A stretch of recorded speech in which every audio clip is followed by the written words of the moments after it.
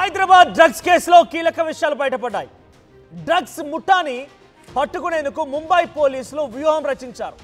ఏకంగా వాగ్దేవి ల్యాబ్స్ లో నెల రోజుల పాటుగా నిఘా పెడుతూ డ్రైవర్లుగా, అటెండర్లుగా, అక్కడ పనిచేసినటువంటి ఆయాలుగా చేరిపోయారు ముంబై పోలీసులు.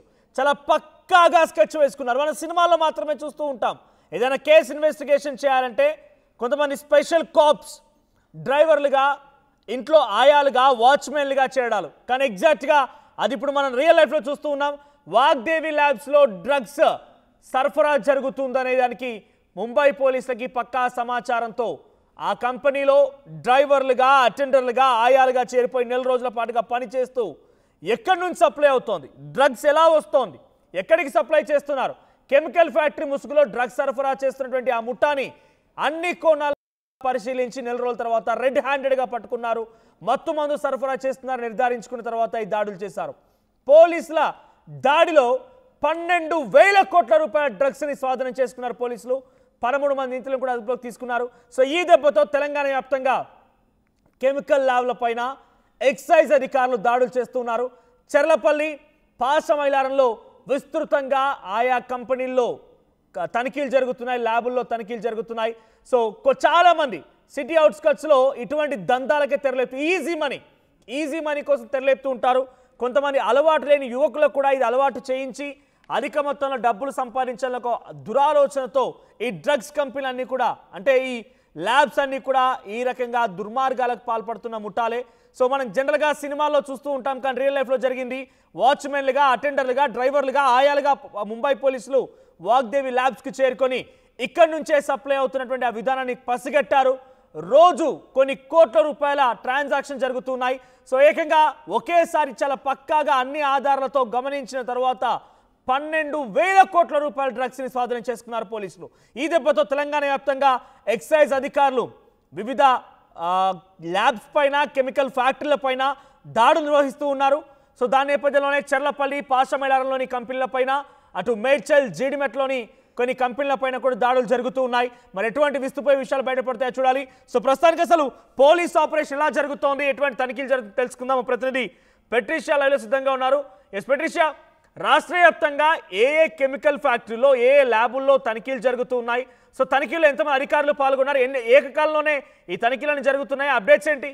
ఇప్పటికే మహారాష్ట్ర పోలీసులు అంతు చూసే వరకు వదిలేదే లేదని చెప్తున్నారు. ఇప్పటి వరకు హైదరాబాద్లో డ్రగ్స్ దొరుకుతాయని తెలుసు, కానీ డ్రగ్సే తయారు చేస్తున్నారని ఎప్పటికీ తెలీదు. చెర్లపల్లి ఫేజ్ 5 దాదాపు 5 years కూడా ఫార్మస్కి సంబంధించిన ప్రోడక్ట్స్ దొరుకుతున్నాయంటూ కూడా చెప్పడం జరిగింది. కానీ దాంట్లో మాత్రం మెత్ డ్రగ్స్ తయారు చేస్తున్నారని కూడా బయటపడింది. ముంబై పోలీస్ ఆకస్మిక తనిఖీలలో ఈ గుట్టు అంతా కూడా రట్టయిందనే చెప్పొచ్చు. దాదాపు 12 కోట్ల విలువ చేసే అక్కడున్న అదంతా కూడా బయటపడింది. ఒక ఫీమేల్ క్యారెక్టర్ పేరు ఫాతిమా మురాగ్ షేక్ అలియాస్ ముల్లా, ఒక బంగ్లాదేశ్కి సంబంధించిన 23 years యువతి మెత్ దాదాపు 120 grams తీసుకొని వెళ్తున్న టైంలో కూడా ఆగస్ట్లో ముంబై పోలీసులు అరెస్ట్ చేయడం జరిగింది. ఆమె ఇచ్చిన సమాచారం మేరకు కూడా దాదాపు 60 places కూడా తనిఖీలు చేశారు. ఒక ఐటీ ఎంప్లాయీని కూడా పట్టుకున్నారు.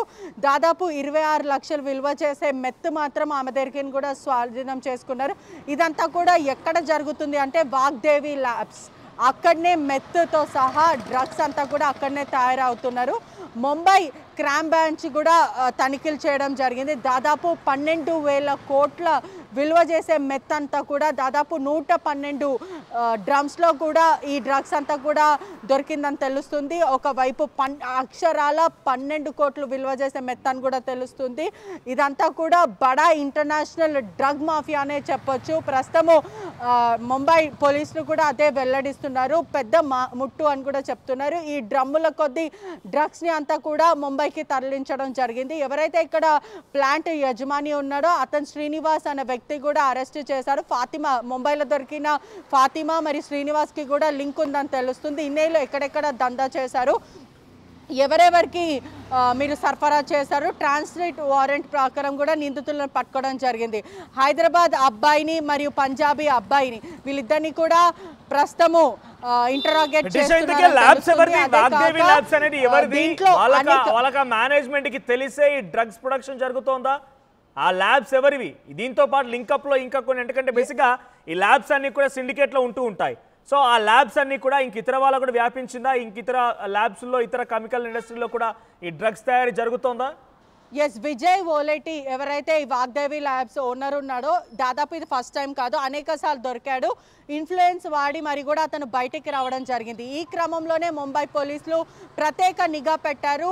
ఒకవైపు గురుగ్రామ్ నుంచి, హైదరాబాద్ నుంచి కూడా వాళ్ళు లీజ్కి తీసుకున్న ఏదైతే బిల్డింగ్ ఉందో అక్కడ ఫార్మా కంపెనీ అంటూ కూడా వీళ్ళు డ్రగ్స్ చేయడం జరిగింది. వాగ్దేవి ల్యాబ్లో కూడా తనిఖీలు చేశారు. ఇదే కాకుండా చెల్లపల్లిలో పాటు నాచారంలో ల్యాబ్స్ కొన్ని దగ్గరలో కూడా ఈ డ్రగ్స్ తయారు చేస్తున్నారు, సరఫరా చేస్తున్నారు, బయట మార్కెట్స్లో కూడా పంపిస్తున్నారని తెలుస్తుంది.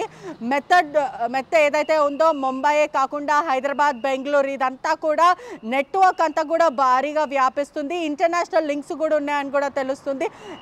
ఇన్నాళ్ళు ప్రస్తుతము హైదరాబాద్లో జస్ట్ కొనుగోలు మాత్రమే తెలుసు, కానీ ఇప్పుడు మాత్రం డ్రగ్స్ అనేది హైదరాబాద్లో తయారు చేస్తున్నారంటే కూడా వెన్నులో వణుకు పుడుతుందనే చెప్పొచ్చు. ఈ డ్రగ్స్ లింక్స్ అంతా కూడా ప్రస్తుతం ఇంటర్నేషనల్ నుంచి వచ్చాయని కూడా తెలుస్తుంది. ప్రధానంగా చూసుకుంటే కూడా ఎవరైతే ముంబైలో దొరికిన ఆ మహిళ ప్రస్తుతం ఈ లింక్స్ అంతా కూడా గుట్టు రట్టు చేసింది, బయట పెట్టడం జరిగింది. దాదాపు డ్రమ్స్ అంటే 60 చోట్ల కూడా తనిఖీలు చేశారు.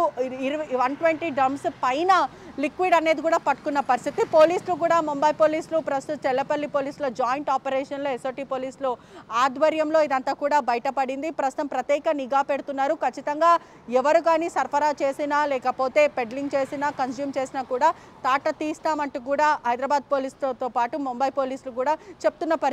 తెలంగాణలో కూడా ఇప్పటికే తెలంగాణ రాష్ట్ర ప్రభుత్వం కూడా డ్రగ్స్ పైన ఉక్కుపాదం మోపుతున్న పరిస్థితి. అయినప్పటికీ కూడా డ్రగ్స్ సరఫరా, పెడ్లింగ్, కన్జ్యూమింగే జరుగుతుంది హైదరాబాద్లో అని ఇప్పటి వరకు కూడా అనుకున్నాం. కానీ హైదరాబాద్లోనే దాదాపు 12,000 కోట్లు విలువ చేసే పెద్ద డ్రగ్ మాఫియా ముఠా బయటపడిందంటే జస్ట్ ఇమాజిన్ హైదరాబాద్లో నుంచి ఎంతమంది ఇంటర్నేషనల్ హైదరాబాద్లో ఈగల్ టీమ్స్ ఉన్నాయి, నార్కోటిక్స్ బ్యూరోలు ఉన్నాయి, ప్రత్యేక పోలీస్ స్టేషన్లు ఉన్నాయి, నిఘా వ్యవస్థ ఉంది. ఇటీవల కాలంలో వాటికి పోలీస్ స్టేషన్లని ప్రత్యేక అధికారులకు నియమించారు. ఇంత స్థాయిలో ఒక డేగ కన్నులాగా డ్రగ్స్ని ఉక్కుపారు మోపాలనే ఆలోచనతో ఇక్కడ ముఖ్యమంత్రి రేవంత్ రెడ్డి పదే పదే మాట్లాడుతూ ఉన్నారు. ఆ స్థాయిలోనే వ్యవస్థ కూడా ఏర్పాటు చేసుకున్నారు.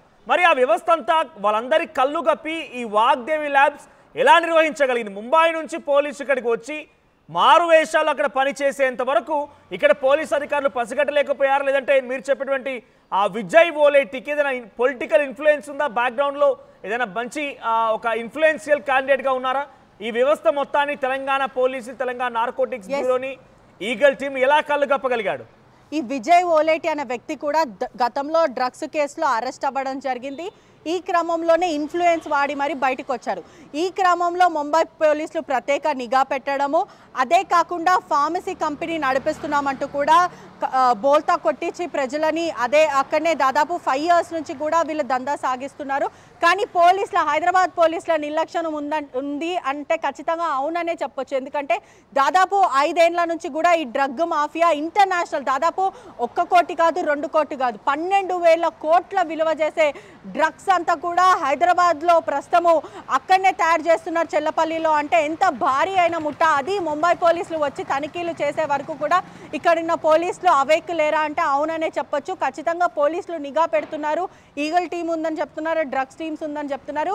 హైదరాబాద్లో కన్జ్యూమ్ పెడ్లింగే కాదు, హైదరాబాద్లో భారీ ఎత్తున డ్రగ్స్ని కూడా కొనుగోలు చేస్తున్నారు, తయారు చేస్తున్నారు అనే దానికి కూడా ఇది బిగ్గెస్ట్ బ్రేకింగ్ అనే చెప్పొచ్చు.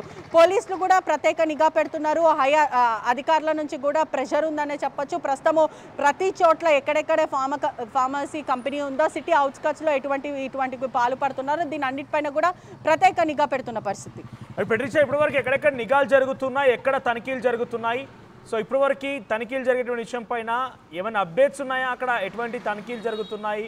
అక్కడ ఏ రకమైనటువంటి డ్రగ్స్ పట్టుబడుతోంది, లేకపోతే ఏ రకమైనటువంటి బ్యాండ్ కెమికల్స్ ఉన్నాయి? కొన్ని సందర్భాల్లో డ్రగ్స్ విషయంలో, అటు నార్మల్ మెడిసిన్స్ విషయంలో కూడా బ్యాండ్ మెడిసిన్స్ని మళ్ళీ ప్రొడ్యూస్ చేస్తూ ఉంటారు, దానికి వేరే లేబుల్ వేసి సప్లై చేస్తూ ఉంటారు. కొన్ని సందర్భాల్లో పట్టుబడ్డాయి కూడా, వాటికి పర్మిషన్స్ అంటూ ఏమీ ఉండవు. సో ఆ రకంగా ఏమైనా బయటపడుతూ ఉన్నాయా? రైట్, ఇప్పటికే పలు ల్యాబొరేటరీస్తో పాటు ఫార్మసీ కంపెనీస్, సిటీ అవుట్స్కట్స్లో ఉన్న కంపెనీలు, ఏదైనా సరే స్టీల్కి సంబంధించిన కంపెనీస్ లేకపోతే లిక్విడ్స్కి సంబంధించిన కెమికల్కి సంబంధించిన కంపెనీస్ అంతా కూడా ప్రత్యేక నిఘా పెట్టిన పరిస్థితి. ఆల్ ఓవర్ హైదరాబాద్ అంతా కూడా ప్రస్తుతం అలర్ట్ అయిపోయింది. ఎక్కడెక్కడైతే సిటీ అవుట్స్కట్స్లో కంపెనీస్ గుట్టు చప్పుడు కాకుండా నడిపిస్తూ ఉన్నారో, లేదంటే కొంతమంది పర్మిషన్లు తీసుకొని కొంతమంది పర్మిషన్లు తీసుకోకుండా నడిపిస్తున్నారు, ప్రత్యేక నిఘా పెడుతున్నారు. ఈచ్ అండ్ ఎవ్రీ కార్నర్ కూడా ప్రస్తుతం సోదాలు చేస్తున్నారంటూ కూడా సమాచారం వస్తుంది. Right, thank you పెట్రిషా. హైదరాబాద్లో డ్రగ్స్ ముఠా గుట్టు రట్టయింది. ఒక అమ్మాయి, బంగ్లాదేశీ సంబంధించినటువంటి ఆ అమ్మాయి డ్రగ్స్ తరలిస్తుండగా మహారాష్ట్ర పోలీసులు పట్టుకున్నారు. సో తీగ లాగితే డొంక కదిలినట్టుగా ఆ తీగను లాగుతూ వస్తే హైదరాబాద్లోని వాగ్దేవి ల్యాబ్స్కి చేరుకున్నారు. సో పక్కాగా ఇక డ్రగ్స్ విషయాన్ని నిర్ధారించుకొని వారు ఇప్పటికే 13 మంది అదుపులోకి తీసుకున్నట్టు తెలుస్తోంది. దాంట్లో కీలకమైనటువంటి కొంతమంది వ్యక్తులు ఉన్నారు. బంగ్లాదేశీ అమ్మాయి, తెలుగు అబ్బాయి ఒక ఆయన, పంజాబీ నుంచి వచ్చిన మరో యువకుడు, వీళ్ళంతా కూడా అరెస్ట్ అయ్యారు. So Vijay Oleti, Vagdevi labs owner Vijay Oleti కూడా ఆయనకు అరెస్ట్ చేసినట్టు తెలుస్తోంది. గతంలో కూడా పలుమారు డ్రగ్స్ విషయంలో పట్టుబడ్డాడు, ఇన్ఫ్లుయెన్స్ తీసుకొని మళ్ళీ బయటికి విడుదలయ్యాడు. మళ్ళీ ఇప్పుడు డైరెక్ట్గా ఒక ల్యాబ్నే ఓపెన్ చేసి కంప్లీట్గా డ్రగ్స్నే తయారు చేస్తూ ఉన్నాడట. సో ఇంట్రెస్టింగ్, ఇక్కడ పోలీసులు కూడా, ముంబై పోలీసులు కూడా ఇక్కడికి వచ్చి ఆ ల్యాబ్స్లో అటెండర్లుగా, ఆయాలుగా, డ్రైవర్లుగా చేరిపోయారట. నెల రోజుల పాటుగా అందులో పనిచేసి ఎక్కడి నుంచి సప్లై అవుతోంది, ఎలా వస్తోంది, మొత్తం చైన్ లింక్ని మొత్తాన్ని కూడా బట్టబయలు చేసే విధంగా వారు స్పెషల్ కాప్స్ కింద వచ్చి ఇక్కడ పనిచేస్తూ ఉన్నారు. అసలు విషయం మొత్తం బయటపడిన తర్వాత చాలా పక్కాగా, పక్కడబందీగా, రెడ్ హ్యాండెడ్గా పట్టుకున్నారు. సుమారుగా 12,000 కోట్ల రూపాయల డ్రగ్స్ని అదుపులోకి తీసుకున్నారు. సో ఆ తర్వాత ఈరోజు రాష్ట్ర వ్యాప్తంగా, తెలంగాణ వ్యాప్తంగా సిటీ అవుట్స్కర్ట్స్లో ఉన్నటువంటి జీడిమెట్ల, చెర్లపల్లి, పాసమైలారం, మెదక్, మెడ్చల్ ఈ ప్రాంతాల్లోని పలు ల్యాబొరేటరీలు, ఆ తర్వాత మరికొన్ని కెమికల్ ఫ్యాక్టరీలపైన కూడా తనిఖీలు జరుగుతున్నాయి. ఎక్సైజ్ అధికారులు నిఘా వేస్తున్నారు. మన తెలంగాణ రాష్ట్రంలో నార్కోటిక్స్ బ్యూరో పేరిట, ఈగల్ టీమ్స్ పేరిట తెలంగాణ ముఖ్యమంత్రి రేవంత్ రెడ్డి కూడా ప్రత్యేక విభాగాన్ని ఏర్పాటు చేసి వారికి అన్ని రకాల అధికారాలని, హోదాని కల్పించి ప్రత్యేక పోలీస్ స్టేషన్లు, టోల్ ఫ్రీ నెంబర్లను కూడా ఏర్పాట్లు చేసి, వాహనాలు అన్నింటినీ కూడా ఒక ప్రత్యేక వ్యవస్థను ఏర్పాటు చేసి డ్రగ్స్ని మొత్తాన్ని కూడా తెలంగాణ నుంచి పారద్రోలాలను ఒక ఆలోచనతో ముందుకు వెళ్తూ ఉంటే, కొంతమంది మాత్రం ఈ రకంగా డబ్బు, ధనార్జనమే ధ్యేయంగా యువతి యువకులకు అలవాటు చేస్తూ విదేశాలకి, వేరే ప్రాంతాలకు తరలించే విధంగా ఫ్యాక్టరీలను ఏర్పాటు చేసుకున్నారు.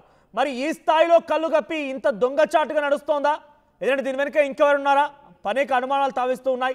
ఏదేమైనా డ్రగ్స్ సరఫరా పైన వాగ్దేవి ల్యాబ్ సంబంధించినటువంటి 13 మంది నిందితులను కూడా అదుపులోకి తీసుకున్నారు పోలీసులు.